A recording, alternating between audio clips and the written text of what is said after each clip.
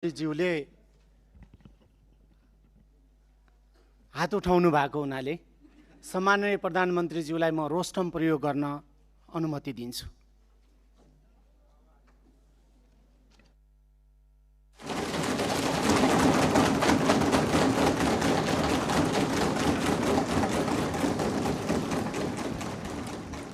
सम्माननीय सभामुख महोदय, मान्य सदस्यज्यूहरूले धेरै दिनदेखि प्रश्न सोध्न खोज्नु भएको रहेछ, त्यसको निम्ति समय दिन हजुरलाई अनुरोध गर्न चाहन्छु।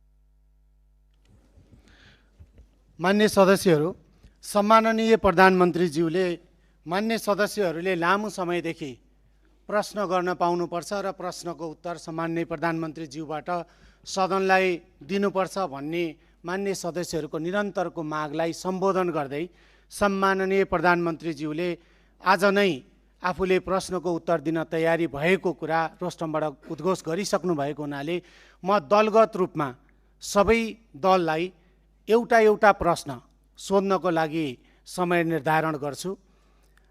म हरेक दलले 2 मिनेटभित्र के भयो मान्य सदस्य, मेरो भनाइ सक्न बाँकी नै छ, म यहाँलाई समय दिन्छु। सबै दललाई म 2 मिनेटको समय उपलब्ध गराउँछु र 2 मिनेटभित्र आफ्नो दलको तर्फबाट सम्माननीय प्रधानमन्त्रीज्यूलाई प्रश्न गरिदिनको लागि म जानकारी गराउँछु। सर्वप्रथम विपक्षी दल नेपाली कांग्रेसलाई आफ्नो प्रश्न राख्न 2 मिनेटभित्र सम्माननीय प्रधानमन्त्रीज्यूलाई प्रश्न राख्न समय दिन्छु।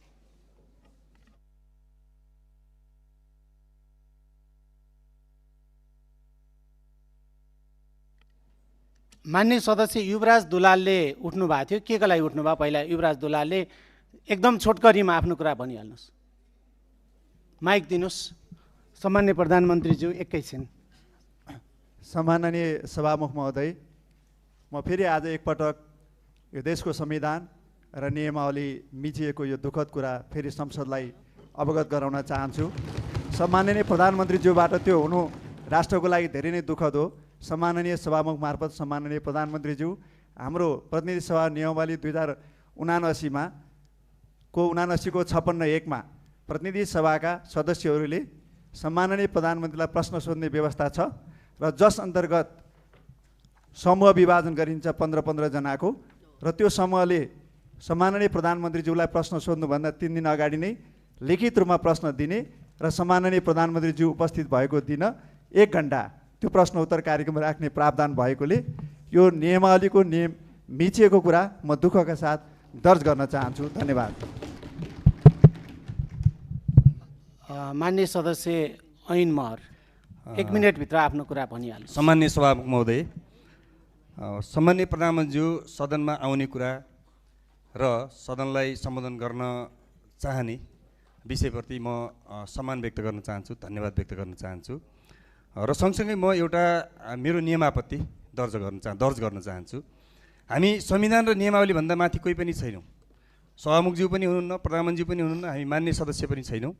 र प्रतिसभा नियमावली 2079 को नियम 56 को उपनियम 3-4 मा 1 देखि 5 सम्म प्रश्न व्यवस्था गरेको छ। प्रधानमन्त्रीज्यूसँगको प्रश्नोत्तरको सन्दर्भमा 3 दिन अगाडि प्रश्न दर्ज गर्ने र 15 वटा प्रश्न सोध्न सकिने र अनि प्रधानमन्त्रीले प्रश्नको जवाफ दिनुपर्ने भन्ने कुरा बडो स्पष्टसँग व्याख्या गरेकोले यो सामान्य प्रधानमन्त्रीज्यूबाट यस्तो खालको नियम विपरीतको काम नहोस् र माननीय सदस्यहरूका लिखित प्रश्नहरू लिइयोस्।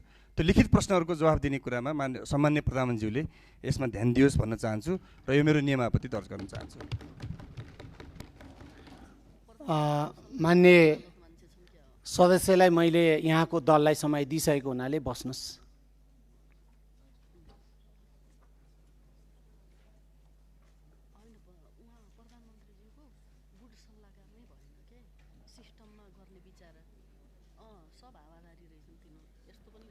मान्य सदस्यहरूले नियमावलीको 56 को विषयमा कुरा उठाइरहनु भएको छ।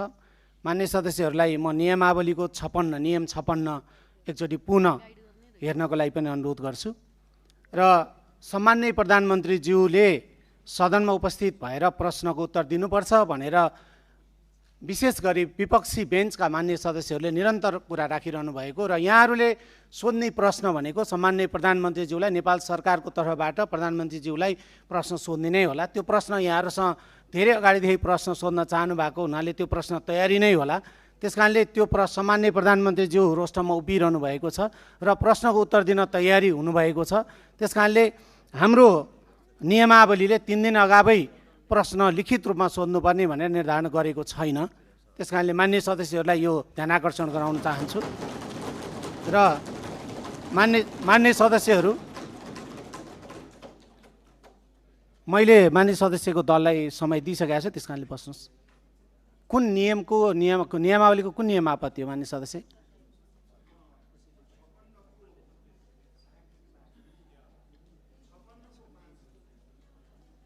मान्य सदस्य मलाई जानकारी छ। मान्य सदस्य बस्नुहोस्। मैले यहाँको दललाई समय दिइसकेको छु। हामी प्रश्न उत्तरतिर जाउँ।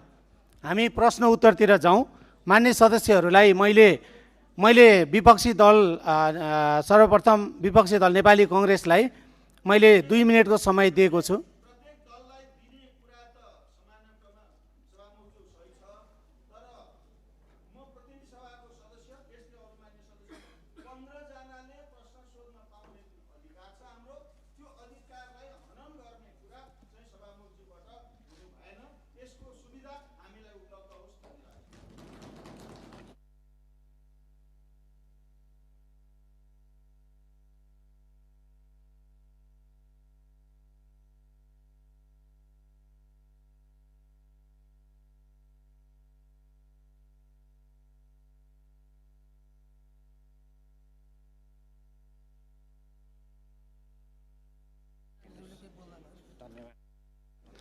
मान्य सदस्यहरू, मैले फेरि मान्य सदस्यहरूलाई ध्यान आकर्षण गराएँ। हाम्रो नियमावलीको कुनै नियममा पनि 15 जनाले प्रश्न सोध्न पाउने भनेर लिखित रूपमा छैन।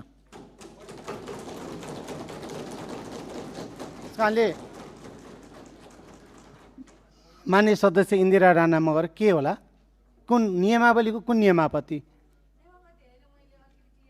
होइन, क्लियर गर्नु परेन। मान्य सदस्य बस्नुहोस्। मान्य सदस्यहरूलाई मैले फेरि पनि भने मैले दलगत रूपमा समय निर्धारण गर्न खोजेको छु। नेपाली कांग्रेसको तर्फबाट मान्य सदस्य अर्जुन नरसिंह केसीले हात उठाउनु भएको छ। म उहाँलाई समय दिन्छु। 2 मिनेटभित्र सम्माननीय प्रधानमन्त्रीज्यूलाई नेपाल सरकारको तर्फबाट प्रश्न सोधिदिनु होला।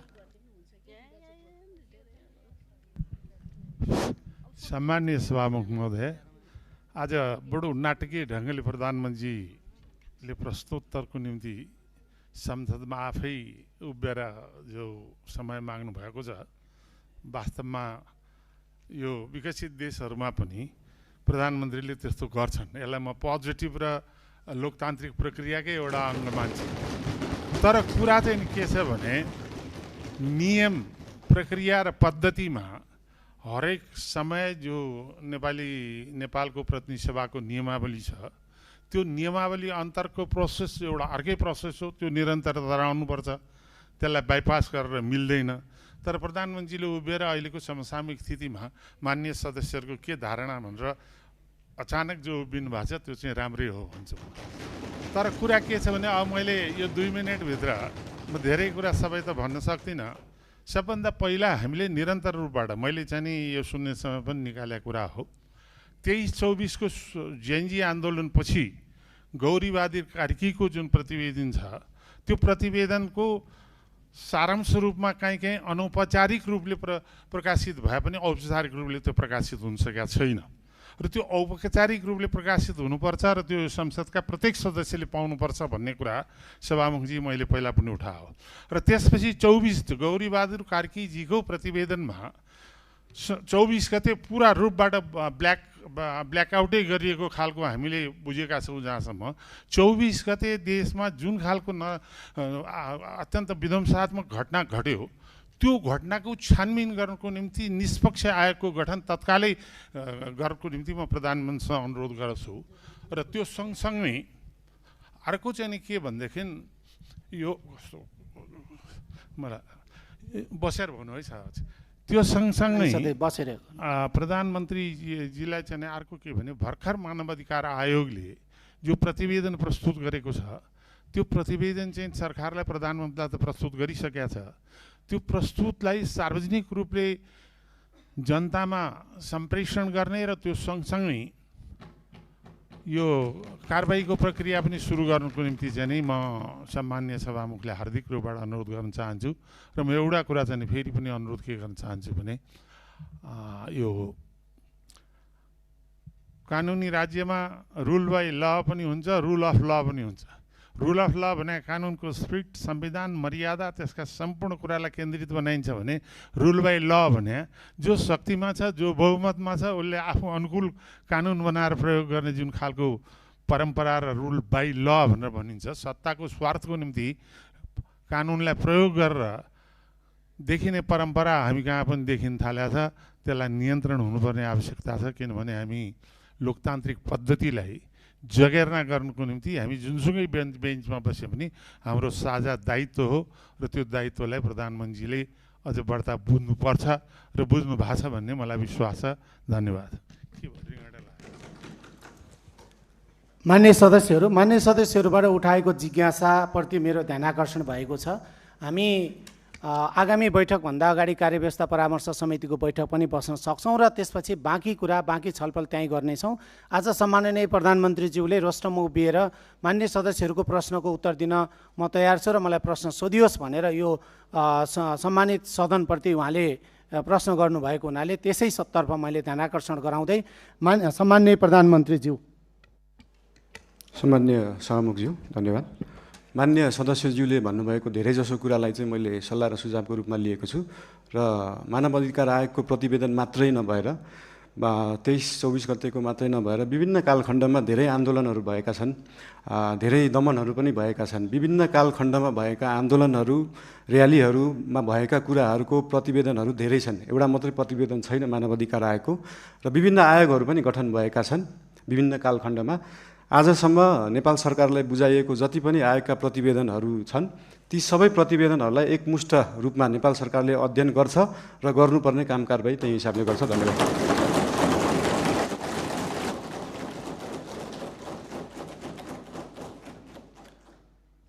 म विपक्षी बेन्चका नेकपा एमालेको तर्फबाट प्रश्न राख्न समय दिन्छु। समय 2 मिनेट।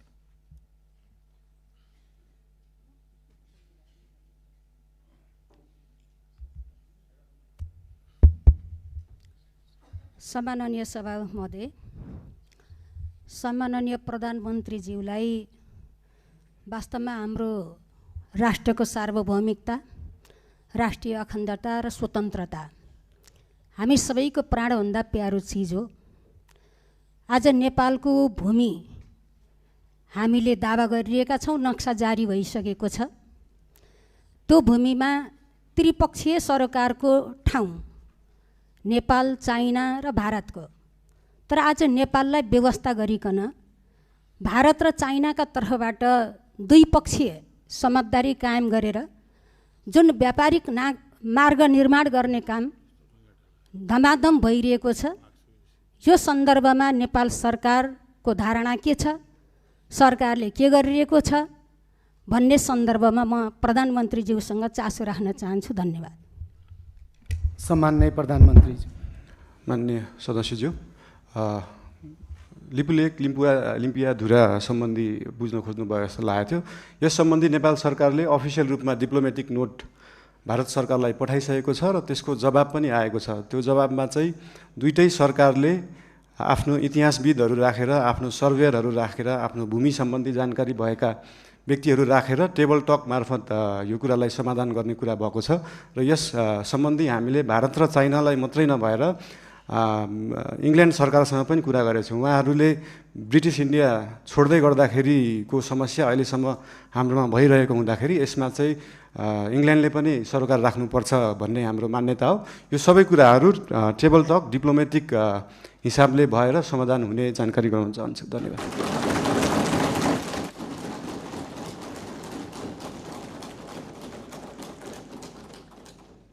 मान्य सदस्यहरू, विपक्षी बेन्चकै तर्फबाट नेपाली कम्युनिस्ट पार्टीको तर्फबाट आफ्नो प्रश्न छ भने 2 मिनेटभित्र प्रश्न राख्न समय दिन्छु।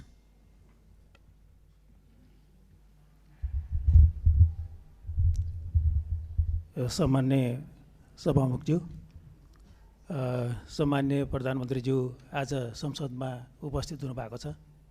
यो लोकतान्त्रिक परिपाटीलाई उहाँले आत्मसात गरेर सार्वभौम संसदमा उपस्थित भएर प्रश्नको उत्तर दिने जुन जमर्को गर्नुभएको छ त्यसको निमित्त म सम्मान्य प्रधानमन्त्रीज्यूलाई हार्दिक धन्यवाद दिन चाहन्छु। म खास गरिकन 2टा प्रश्न यहाँ राख्न चाहन्छु। आज यो तयारी त्यति हाम्रो पुगेको छैन। सम्मानज्यू आइहाल्नुभयो, प्रश्न माग गर्नुभयो, त्यसैले गर्दाखेरि त्यो माग अनुसारको यो प्रश्न राख्नुपर्ने एउटा जिम्मेवारी बोध भएको छ। एउटा कुरो के छ भने हामीले राष्ट्रिय सम्मानलाई अत्यन्त महत्त्वका साथ हेर्नुपर्छ। कुनै पनि बेला हामी सम्मानपूर्वक जिउने कुरामा हामी प्रतिबद्ध हुनुपर्छ। मैले यो सन्दर्भ लिस्ट डेभलप कन्ट्रीको एलडिसीको ग्रेजुएसनको सन्दर्भ उठाइरहेको छु। यो वर्ष हामी लिस्ट डेभलप कन्ट्रीको ग्रेजुएसन हुने अवस्थामा थियौँ। यसले हाम्रो राष्ट्रिय सम्मान बढाउन सक्थ्यो, आत्मविश्वास बढाउन सक्थ्यो, ताकि त्यसले गर्दाखेरि हामी अन्तर्राष्ट्रिय समुदायमा नेपाल अल्पविकसित होइन भन्ने खालको एउटा अनुभूति लिएर हामी हिँड्न सक्थ्यौँ। तर केही वस्तुहरूको निर्यातको सुविधाको निमित्त यो अवसरलाई हामीले अहिले 2 वर्षको निमित्त एक्सटेन्ड गर्ने सोचाइ बनाएको छौँ। म सम्मान्य प्रधानमन्त्रीज्यूबाट यो कुराको स्पष्ट रूपमा सकिन्छ भने हामी अहिले सबै यो इन्डिकेटर्सहरूबाट हाम्रो जिएनआई पर क्याप्टाबाट पनि हामी सम्पूर्ण कुराबाट हामी ग्रेजुएसनको निमित्त फिट भइसकेको छौँ। त्यसैले गर्दाखेरि यही वर्षबाट ग्रेजुएसनको निमित्त हामी तयारी हौँ भन्ने म अनुरोध गर्न चाहन्छु। अर्को कुरो, सामान्य प्रधानमन्त्रीज्यू गरिबप्रति अत्यन्त उहाँ संवेदनशील हुनुहुन्छ। उहाँले त्यस सम्बन्धी गीत पनि गाउनु भएको छ। म के अनुरोध गर्न चाहन्छु भने अहिले जुन किसिमको सुकुम्बासी समस्याहरूमा डिल गर्न खोजिएको छ त्यो राज्यको तर्फबाट त्यो बिल्कुल सही तरिका भएन। उनीहरूको व्यवस्थापनको निमित्त एउटा उपयुक्त रणनीति तयार गरेर अगाडि जानुपर्ने थियो। त्यति मात्रै होइन, अहिलेको बजेट यो माथिल्लो तल र मध्यम वर्गको निमित्त मात्रै छ। निम्न मध्यम वर्गीय र गरिबको मुखी यो बन्न सकेको छैन। बजेटको डिस्कसनको बारेमा हामी यसमा थुप्रै प्रश्न उठाउनेछौँ, तर यसबारेमा सम्मान्य प्रधानमन्त्रीज्यूको आफ्नो सोच विचार र कसरी यो राष्ट्रिय अर्थतन्त्रलाई हाम्रो अर्थ राजनीतिलाई लैजाने भन्ने बारे पनि यहाँको सोच हामी जान्न चाहन्छौँ। धन्यवाद। सम्मान्य प्रधानमन्त्री। धन्यवाद सम्मान्य सभामुखज्यू। यो उदाहरण एउटा दिन चाहन्छु। यो लिस्ट डेभलप कन्ट्रीबाट डेभलपिङ कन्ट्रीमा जाने अथवा डेभलपिङ कन्ट्रीबाट डेभलप कन्ट्रीमा जानेमा हाम्रै छिमेकी राष्ट्र चीन, चाइना चाहिँ अस्ति भर्खरै डेभलपिङबाट डेभलपमा गएको थियो, जबकि त्यो डेभलपमेन्टको पराकाष्ठा नागिसकेको देश हो त्यो। यो कुराहरू चाहिँ एकदमै स्ट्राटेजिक रूपमा सरकारले सोच्नुपर्छ जस्तो लाग्छ। अहिले नै हामीले एलडिसीबाट ग्रेजुएट हुँदै गर्दाखेरि हाम्रो ट्रेडका कुराहरू, हामीले निर्यात गर्ने विषय वस्तुहरूमा चाहिँ लाग्ने करहरू अहिले छुट पाइन्छ। हामी चाहिँ निर्यातमुखी हुनुपर्छ। देशमा उत्पादन भएको चिजहरू चाहिँ विभिन्न राष्ट्रहरूमा हामीले एक्सपोर्ट गर्न पाऊँ भन्ने हिसाबले 2 वर्षलाई त्यसलाई टारेका हौँ। त्यसलाई अहिले आत्मविश्वास बढाउने भन्दा पनि देशलाई पैसा चाहिएको छ, पैसा बढाउनेतिर ध्यान गएको छ हाम्रो।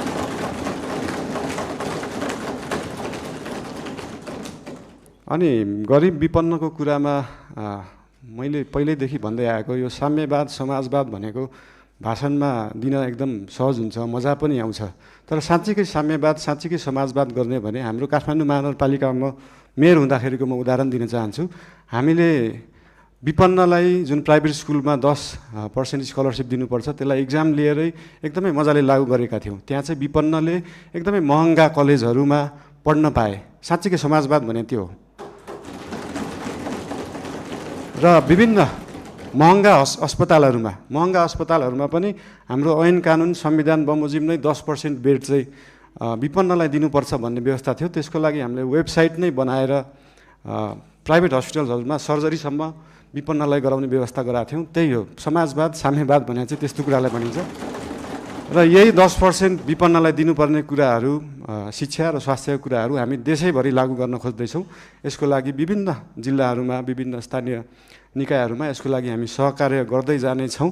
संविधानमा लेख्न त लेखियो फ्री शिक्षा, फ्री स्वास्थ्य, तर सरकारको बजेट त्यो छ कि छैन भन्ने कुरा सोचिएन। त्यही भएर अहिलेको लागि हामीले सबैलाई नभएर विपन्न वर्गलाई, कम्तीमा विपन्न वर्गलाई चाहिँ फ्री शिक्षा, फ्री स्वास्थ्य दिनमा हाम्रो नेपाल सरकार र हाम्रो राष्ट्रिय स्वतन्त्र पार्टी त्यसमा चाहिँ एकदमै लागेको छ। धन्यवाद।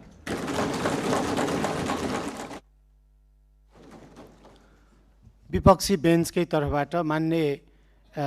बेन्चकै तर्फबाट श्रम संस्कृति पार्टीको लागि म समय दिन्छु। 2 मिनेटभित्र आफ्नो प्रश्न छ भने राख्नुहोस्। हेलो, सम्माननीय सभामुख महोदय, सम्माननीय प्रधानमन्त्रीज्यू, निकै लामो समय पछाडि आज प्रश्न गर्नु पाइयो। तर कता कता हामीले नियमहरूले अलिकति ख्याल गर्नुपर्छ होला भन्ने लाग्छ। विधि र विधिको शासन हामीले कायम गर्नुपर्छ भन्दै म यहाँ 3-4वटा प्रश्न राख्न चाहन्छु। सबैभन्दा पहिला सुकुम्बासी र यो अव्यवस्थित समस्या लामो समयदेखि चर्किँदै आएको, यो व्यवस्थापन साँच्ची नै सामाजिक सञ्जालमा मात्र हुन्छ कि व्यवहारमा हुन्छ, यो कहिलेसम्म हुन्छ भन्न चाहन्छु। दोस्रो प्रश्न, नेपालमा सहकारीमा ठुलो घोटाला भयो, ठुलो तपाईँको समस्या उत्पन्न भयो, थुप्रै आन्दोलन भयो।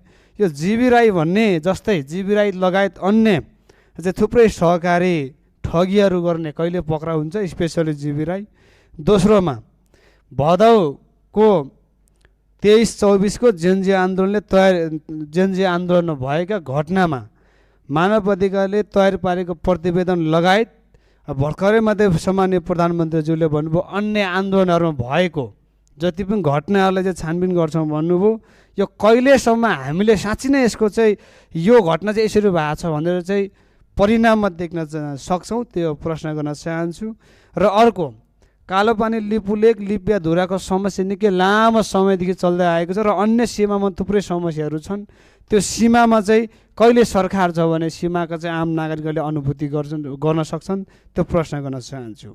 र मैले सम्माननीय प्रधानमन्त्रीज्यूको कार्यकक्षमा आएर यो बाँदर व्यवस्थापनको चाहिँ ठुलो जो हामीले चाहिँ 3टा उपायसहित सम्माननीय प्रधानमन्त्रीज्यूको कार्यकक्षमा आएर मैले लिखित रूपमा दिएको थिएँ। हामीले स्वाधीन र राष्ट्रवादको कुरा गरिरहँदाखेरि चाहिँ कृषि र किसान बिना हामीले स्वाधीन देश चाहिँ परिकल्पना गर्नु सक्ने जस्तो मलाई लाग्दैन। यो बाँदर व्यवस्थापन कहिले हुन्छ भन्न चाहन्छु। यसमा श्रेष्ठ सबैजना लाग्नुपर्छ। यो हाँस्ने कुरा होइन, यो श्रेष्ठ कुरा छ, लाखौँ किसानसँग जोडिएको कुरा हो।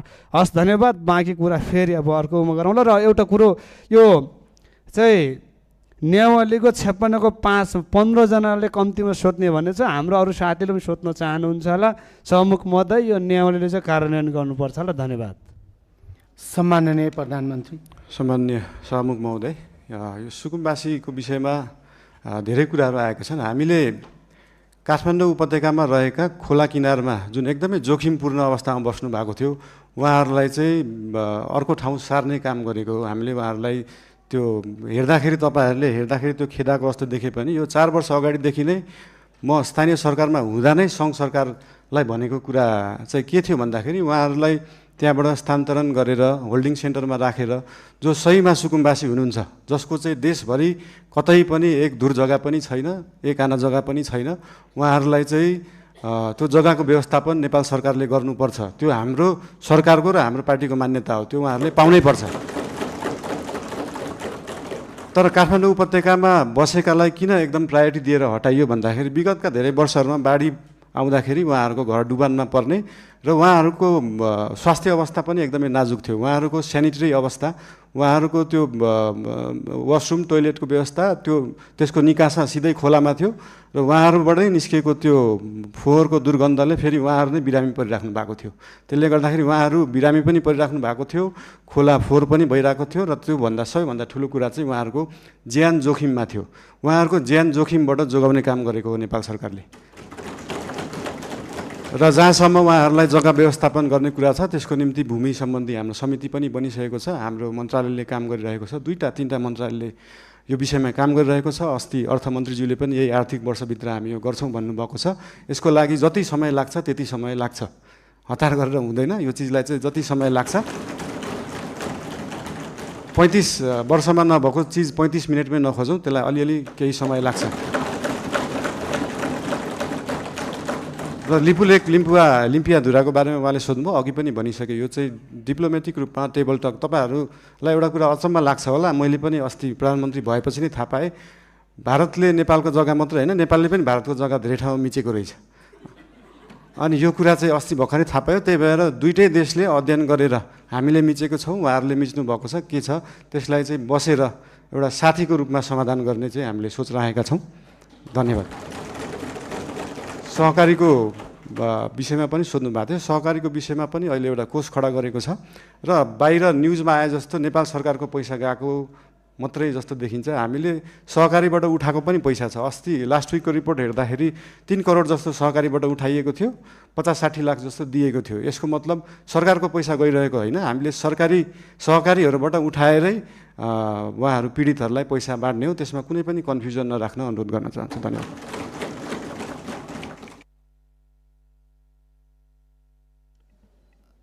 सामान्य प्रधानमन्त्रीज्यू, अर्को 2टा प्रतिवेदन सार्वजनिकको कुरा र बाँदर व्यवस्थापनको कुरा। उहाँले यता प्रतिपक्षको तर्फबाट अघिको योभन्दा अगाडिको मान्य प्रश्नकर्ताले सदस्यले चाहिँ बाँदर व्यवस्थापनको कुरा र प्रतिवेदन सार्वजनिकको कुरा पनि राख्नु भएको छ। धन्यवाद। सामान्य सभामुखज्यू, प्रतिवेदनहरू अध्ययन समिति बन्छ। जस्तै मिडियामा आइसक्यो, तर त्यो मानव अधिकार आएको प्रतिवेदन पनि प्रधानमन्त्री कार्यालयमा अफिसियली बुझाइएको छैन। त्यो 29 पेजको केही खण्ड आए तापनि त्यो 10,000 पेजको छ भन्ने सुन्नमा आएको छ। त्यो प्रतिवेदन हामी कहाँ नै अफिसियली रूपमा आइसकेका छैनन्। अनि त्यो प्रतिवेदन आएपछि हामी सार्वजनिक गर्छौँ नै। लगायत मैले अघि भने जस्तै देशभरि भएका विभिन्न घटना सम्बन्धी आयोगहरू बनेका थिए, आएका रिपोर्टहरू छन्। ती सबै रिपोर्ट अध्ययन समितिले अध्ययन गर्छ। उहाँहरूलाई अध्ययन गर्न जति समय लाग्छ त्यति समय चाहिँ लाग्छ। फेरि त्यो उहाँहरूलाई छिटो 2 दिनमै अध्ययन गरेर दिनु भन्न सकिने अवस्था छैन। त्यही भएर यो अध्ययन गरेर आएको रिपोर्ट चाहिँ नेपाल सरकारले सार्वजनिक गर्नेछ। र बाँदरको विषयमा त अस्ति मान्य महावीर पुनज्यूले पनि भन्नुभएको थियो, एकदमै गाह्रो विषय हो, एकदम सजिलो छैन। यो भन्ने बित्तिकै तपाईँले विश्वमा जहाँ पनि हेर्दाखेरि बाँदरले बाली खाने रोकथाम गर्दा कि त त्यो खेतलाई चाहिँ वायरिङ गरेर घेरेर राखिन्छ, त्यो एकदमै खर्चिलो हुन्छ, कि त जङ्गललाई नै वायरिङ गरेर राखिन्छ। त्यो मानव बस्ती र जङ्गली जनावरलाई चाहिँ छुट्याएर राखिने चलन छ। यस सम्बन्धी अध्ययन गर्न समिति पनि बनेको छ, अध्ययन भइरहेको छ। यो एकदमै पेचिलो विषय भएको भएर तुरुन्तै गर्न नसकिने चिज भएर यसलाई चाहिँ हामीले देश विदेश विभिन्न देशहरूमा कुन उपाय लाइएका छन्, हामी हत्या हिंसामा नजाउँ भन्ने सोच भएको भएर त्योभन्दा अल्टरनेटिभ उपाय के हुनसक्छ त्यो सोच्दैछ। अहिले समिति गठन भएको छ। त्यसको अध्ययन रिपोर्ट आइसकेपछि त्यो रिपोर्ट अनुसार सरकारले काम गर्नेछ। धन्यवाद। विपक्षी बेन्चकै तर्फबाट राष्ट्रिय प्रजातन्त्र पार्टीको तर्फबाट प्रश्न छ भने 2 मिनटभित्र आफ्नो प्रश्न राख्न समय दिन्छु।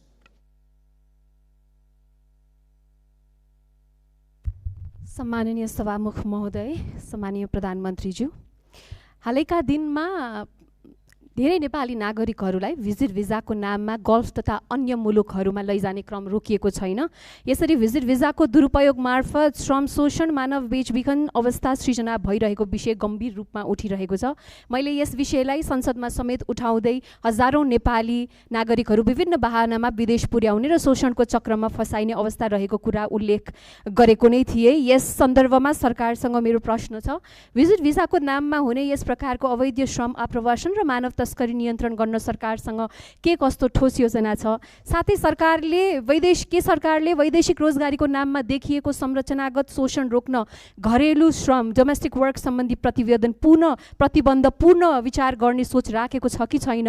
र अघिल्लो सरकारमा सत्तापक्ष रहँदाखेरि भिजिट भिसा प्रकरणमा ठुलै उहाँहरूले बुलन्द आवाज उठाउनु भएको थियो। अहिलेको सदनमा सरकार पक्ष भइसकेपछि अहिले उहाँहरूको योजना के छ? अनि त्यसमा रेमिटेन्समा अत्याधिक निर्भर र उपभोगमुखी अर्थतन्त्रलाई उत्पादनमुखी र रोजगारी सृजनामा आधारित अर्थतन्त्रमा रूपान्तरण गर्न सरकारको दीर्घकालीन रणनीति के हो? र अर्को चाहिँ मेरो प्रश्न, विद्युतीय चुलोमा खाना पकाउनेदेखि सस्तो विद्युतीय मोटरसाइकल प्रयोग गर्ने र जाडोमा विद्युतीय हिटर बाल्नेसम्म यो सरकारले नेपाली मध्यम वर्गको जीवनशैलीलाई परिभाषित गर्ने एउटा महत्त्वपूर्ण सुविधा अर्थात् सस्तो विद्युत खोसेको छ। विद्युतीय सार्वजनिक यातायातको प्रयोग बढ्दै गएको अवस्थामा यसको असर मध्यम वर्गमा मात्र सीमित रहने छैन, दैनिक आवत जावतमा निर्भर न्यून आय भएका नागरिकहरू पनि बढेको लगतको मारमा पर्नेछन्। ऊर्जा खपतको वृद्धि सामान्यत अर्थतन्त्रमा सकारात्मक गुणक मल्टिप्लायर प्रभाव सिर्जना गर्ने कारक मानिन्छ, तर अब भने त्यो सम्भावना कमजोर बनेको छ। Increase energy consumption equals to positive multiplier effects on the economy भनिन्छ, नट एनिमोर। यसमा प्रधानमन्त्रीज्यूको के धारणा छ सोध्न चाहन्छु। सम्माननीय प्रधानमन्त्रीज्यू। यो भिजिट माननीय सदस्यज्यू, सम्माननीय सभामुखज्यू, यो भिजिट भिसाको जुन दुरुपयोग विगतका धेरै दिनहरूमा भएका थिए त्यसको लागि एकदमै कडा निर्देशन मन्त्रालय, एयरपोर्ट लगायत त्यहाँ भएका विभिन्न विभागहरूलाई दिएको छ र भिजिट भिसामा गएर त्यहाँनिर कामको लागि इन्टरभ्यू दिएर काम पाउँदाखेरि फेरि फर्केर आउनुपर्ने, फेरि वर्किङ भिजाको लागि अप्लाई गर्नुपर्ने र नेपाल नै आउनुपर्ने व्यवस्था रहेछ। त्यसको लागि पनि एउटा अल्टरनेटिभ उपाय रहेछ। भिजिट भिसामा गएर उहाँहरूले त्यहाँनिर काम गर्न खोज्नु भएको छ भने त्यसलाई वर्किङ भिजामा उतै बसेर पनि कन्भर्ट गर्न सकिन्छ। यसको लागि श्रम मन्त्रालयले विभिन्न क्षेत्रहरूलाई समेटेर यसको व्यवस्थापनको लागि काम गरिरहेको छ। यस विषयमा थप केही जानकारी चाहिएमा श्रम मन्त्रीज्यूसँग पनि लिन सकिन्छ, श्रम मन्त्रालयसँग पनि लिन सकिन्छ नै। र विद्युतको विषयमा अघि भन्नुभयो, देशभरि जुन हिटर इन्डक्सन अहिले चाहिँ के छ भन्दाखेरि साँच्चीकै हामी अहिले विद्युतीय युगमा तुरुन्तै जान सकिने अवस्था छैन। साँच्चीकै देशका हरेक किचनमा अहिले नै बिजुलीबाट पकाउने, इन्डक्सन कुकरबाट पकाउने हो भने देशमा भएका सबै ट्रान्सफर्मर र सबस्टेसन पड्किन्छन्। त्यसको क्षमता नै छैन अहिले। त्यो क्षमतालाई विकास गर्नलाई पैसा चाहिन्छ र त्यही पैसाको लागि 50 युनिटभन्दा माथि चाहिँ 5% भ्याट लाउने कुरा जुन अर्थमन्त्रीज्यूले अस्ति कुरा गर्नुभएको छ त्यो एकदमै धेरै रकम होइन, 100 रुपियाँमा 5 रुपियाँ हो। त्यो पैसा चाहिँ केमा खर्च हुन्छ भन्दाखेरि देशभरि ट्रान्सफर्मरलाई अपग्रेड गर्नुपर्छ, देशभरि ट्रान्समिसन लाइनको तारको मोटाइलाई अपग्रेड गर्नुपर्छ, सबस्टेसनहरू अपग्रेड गर्नुपर्छ, अनि बल्ल हामी साँच्चीकै विद्युतीय युगमा जान सक्छौँ। त्यसको लागि नेपाल सरकार अग्रसर छ। धन्यवाद। मान्य सदस्य महावीर पुनलाई प्रश्न छ भने 2 मिनटभित्र आफ्नो प्रश्न राख्न समय दिन्छु। धन्यवाद सभामुख महोदय। प्रश्न त थिएन, अब बनाइयो। र पहिलो प्रश्न के छ भने म चुनावी सरकारको मन्त्री हुँदादेखि नै यो विदेशमा बस्ने नेपालीहरूले अस्तिको फागुन 21 गतेको चुनावमा पनि भोट दिने व्यवस्था मिलाउनु पर्छ भनेर धेरै कराएँ। विभिन्न राजनीतिक पार्टीहरूको संयुक्त सम्मेलनमा पनि कराएँ, अनि त्यसपछि क्याबिनेटमा पनि कराएँ, धेरै साथीहरूलाई कराएँ। त्यति बेला गर्ने भन्दै थियो, तर गर्न नसकिने भयो भनियो। अब अस्तिको चुनावमा त्यो भोट दिने व्यवस्था गर्न नसके पनि अब आउने 84मा स्थानीय सरकारको, प्रदेश सरकारको चुनाव हुँदैछ। त्यो चुनावमा करिब नेपालीहरू मोटामोटी यति भन्ने त एक्ज्याक्ट डाटा त छैन होला, करिब 30 लाखको वरिपरि नेपालीहरू विदेशमा काम गरिरहेछन् र ती सबै नेपालीहरू चाहिँ भोट दिने उमेर पुगेका नेपालीहरू हुन् र उमेर पुगेर नै काम गर्न गएका हुन्। त्यसैले ती नेपालीहरूलाई यो अब आउने चुनावमा भोट दिने व्यवस्था के गरिँदैछ यो चाहिँ छिटै हुनु पर्यो, किनभने 84 त आइहाल्छ, 83 लागिसक्यो, 84 भनेको अर्को वर्ष हो। यो चाहिँ कति छिटो काम भइरहेछ, के भइरहेछ त्यो जान्न चाहन्छु। र अर्को कुरा त मेरो बाँदरको समस्या भन्ने थियो। के हुँदैछ भनेर अनि उहाँहरूको मान्यले राखिसक्नुभयो। र एउटा कुरा के छ भने यो चाहिँ कम्प्लेन पनि हो। गर्नुपर्ने कुरा चाहिँ के छ त भन्दाखेरि स्थानीय तहमा चाहिँ राजस्व सङ्कलन गर्ने महालेखा नियन्त्रक कार्यालयबाट सूत्र रेभेन्यू भन्ने चाहिँ एउटा सफ्टवेयर राखेको रहेछ। त्यो सफ्टवेयरको धेरै कम्प्लेन आयो अनि जनताहरूले चाहिँ समयमा चाहिँ पाउन सकेनन्, सेवा पाउन सकेनन्। कहिले के बिग्रियो भन्छ अरे, कहिले के बिग्रियो, कहिले सर्भर डाउन इत्यादि गर्दाखेरि यो चाहिँ धेरै के अरे पालिकाहरूबाट मलाई कम्प्लेन आएको हुनाले यो कुरा सुनाइदिनु भनेको हो। त्यो कुरामा पनि के हुँदैछ, साँच्चीकै भएर कम्प्लेन आएको हो अथवा नभएर कम्प्लेन आएको हो, त्यो कुरा पनि जानकारी दिनु पर्यो। धन्यवाद। सम्माननीय प्रधानमन्त्री। सामान्य सभामुखज्यू, मान्य सदस्यज्यूले राख्नुभएको कुराहरू उहाँहरूको इन्टरिम गभर्मेन्ट हुँदा पनि उहाँहरूले उठाउनु भएको थियो। त्यसमा एउटा समस्या चाहिँ के छ भन्दाखेरि विदेशमा रहनुभएको नेपाली दाजुभाइ दिदीबहिनीहरूले भोट हाल्दाखेरि दुईवटा उपाय रहेछन्। एउटा चाहिँ एम्बेसीमा गएर भोट दिने, अर्को चाहिँ मोबाइलबाट भोट दिने। मोबाइलबाट भोट दिँदाखेरि चाहिँ अलिकति इन्फ्लुएन्स हुन सक्ने, किन भन्दाखेरि विदेशमा रहेका नेपालीहरूले भोट दिँदाखेरि कसैको इन्फ्लुएन्समा भोट नदियोस्, स्वतन्त्र रूपमा भोट दिनुपर्छ भन्ने कुराले त्यो त्यति बेला अल्झिएको जस्तो लाग्छ। अब त्यसको लागि एम्बेसीमा गएर भोट दिने कि त्यो प्रविधि मैत्री बनाउने भन्ने कुरा हो। यस विषयमा चाहिँ नेपाल सरकारले छलफल गरेर आगामी चुनावमा के कसो गर्न सकिन्छ यसको लागि अध्ययन गर्ने नै छ। र बाँकी त्यो सूत्रको विषयमा हाम्रो विज्ञान यो आइटीका मन्त्रीज्यूलाई यो सम्बन्धी सुन्नु नै भयो होला। उहाँलाई चाहिँ यो सम्बन्धी तुरुन्त व्यवस्थापन गर्न निर्देशन पनि दिन चाहन्छु। हस्, धन्यवाद।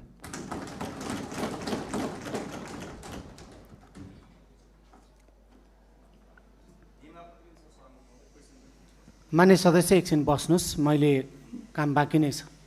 मान्य सदस्य एकछिन बस्नुहोस्, मैले सत्तापक्षलाई समय दिन बाँकी नै छ। पछाडि पनि मान्य सदस्य एकछिन बस्नुहोस्, मैले सत्तापक्षलाई समय दिन बाँकी नै छ। सम्माननीय प्रधानमन्त्रीज्यूलाई प्रश्न उत्तर कार्यक्रम भइरहेको हुनाले सत्तापक्षको तर्फबाट राष्ट्रिय स्वतन्त्र पार्टीलाई आफ्नो दलको तर्फबाट 2 मिनेटभित्र प्रश्न छ भने प्रश्न गर्न समय दिन्छु।